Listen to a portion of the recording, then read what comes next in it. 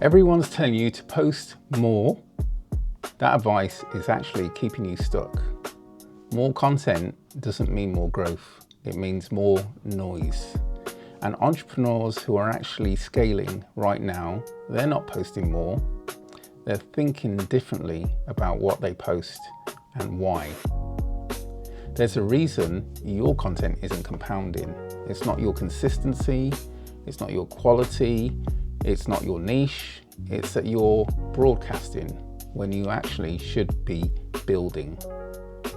Every piece of content you create should have a commercial job, a positioning it's claiming, an asset it's becoming. Most people don't do this with their posts. I do. And the difference between these two approaches is a process I call brandstorming. Not brainstorming, brandstorming, because brainstorming is about generating ideas.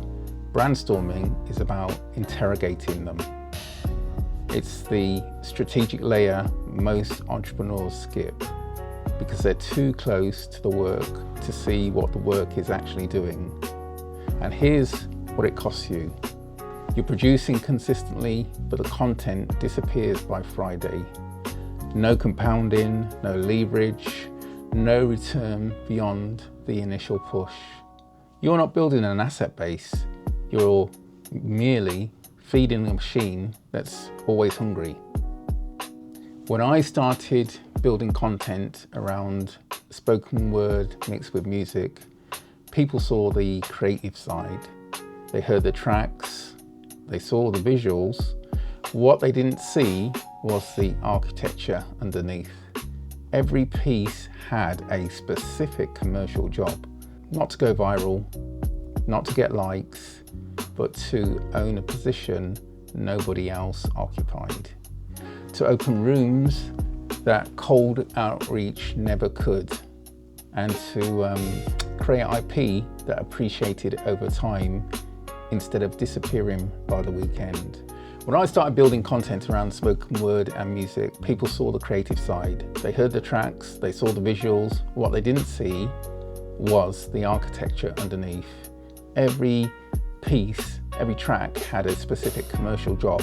Not to go viral, not to get likes, but it was to own a position nobody occupied in the marketplace. It was to open rooms that cold outreach never could.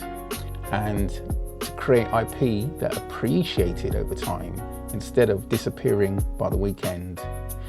We weren't producing content, we were building a strategic asset base and the business that came from it. That's the key. The business that came from it wasn't because the content was good, which it was because of the thinking behind it. So before anything gets made, I ask 4 questions. What is the commercial function of this? What position does it reinforce or claim? Does it build an asset or does it just build noise? And 3 years from now, does it still work for me? Now, if you can't answer those, you don't have a content strategy, you just have a content schedule. And those two are very different. Every piece of content a scaling entrepreneur produces falls into one of 3 categories. It's an authority asset, which the content owns a position and builds long-term credibility. It's a leverage asset, content that works repeatedly, converts, educates, closes. Or it's a distribution asset, content that pulls new people into your world. That's a cool one, actually. Most entrepreneurs are really heavy on distribution and light on everything else. They're constantly fishing, but no infrastructure to land the catch. When all 3 of these assets work together, content actually starts compounding. You stop feeding the machine and the machine starts feeding you. And that's a place we all want to get to. Think about, say, the last 10 pieces of content you produced. How many are still working right now? How many opened a conversation, a deal, or a new room? How many will be relevant in 18 months? Same effort, completely different thinking, completely different business. And here's what I want you to take from this. At the level you're at, effort is not the edge anymore. Leverage is the edge.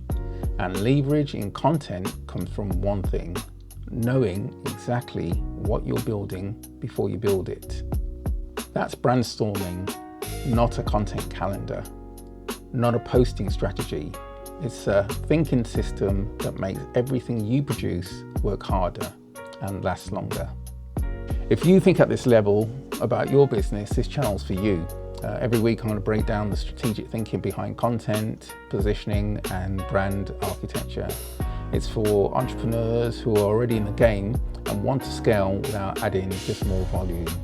Subscribe and I'll see you in the next one. Thank you.